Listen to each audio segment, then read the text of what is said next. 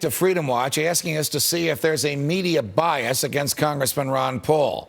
A so-called Super Political Action Committee, Super PAC, dedicated to him, is now demanding that CNN bench reporter Dana Bash for, in their view, obvious bias against the Texas congressman.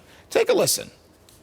I'm sure you talk to Republicans who are worried as well, just like I am, that Ron Paul will continue on long into the spring and summer, even further. Even if he runs as a Republican or as an independent, he could really hurt whomever the Republican nominee is, because still nobody thinks, even if he does well here in New Hampshire, that he will ultimately be the nominee. That he will ultimately be the nominee. Why would a CNN reporter claim she is worried, just as worried as the Republican establishment, about Congressman Paul's candidacy? Jack Hunter joins us now.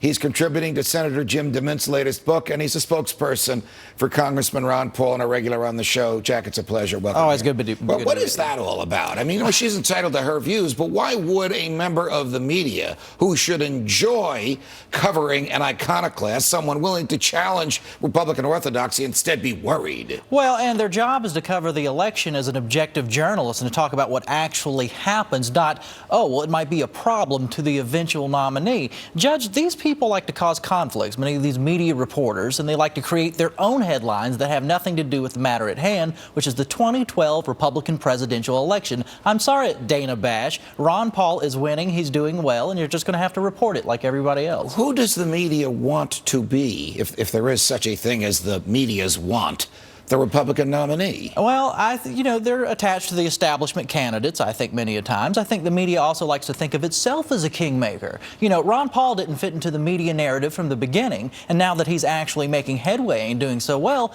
they really don't know what to do with him. Is he still being ignored by the media, even though he finished third or second, depending on how you count Iowa, and a clear, strong second in New Hampshire? Well, I don't think he's being ignored to the degree that he was, but what we're seeing is a media that's used to ignoring Ron Paul, having to cover him and do it sort of willy-nilly. Oh, well, there's that Ron Paul who came in second in New Hampshire and came in with a fifth of the vote in Iowa, and they really don't know how to approach it in sort of an honest journalistic way. How can Ron Paul tap into the libertarian strain amongst Republicans in South Carolina? And I ask you that with deference to your position. Somehow you're an advisor to both Senator Jim DeMint and Congressman Ron Paul. Well, I'm a contributor. Jim DeMint has a wonderful new book out called Now or Never, and I was proud to be a contributor to one of the chapters. Okay. But yeah, he has said on, I believe, Fox and Friends this morning that the Republican Party better start listening to Ron Paul if it wants to be a majority party. And even more important, the point Senator DeMint made, is if we're going to cut spending, if we're going to do something and turn this country around in a fiscal way in line with what the Tea Party wants, you better listen to Ron Paul.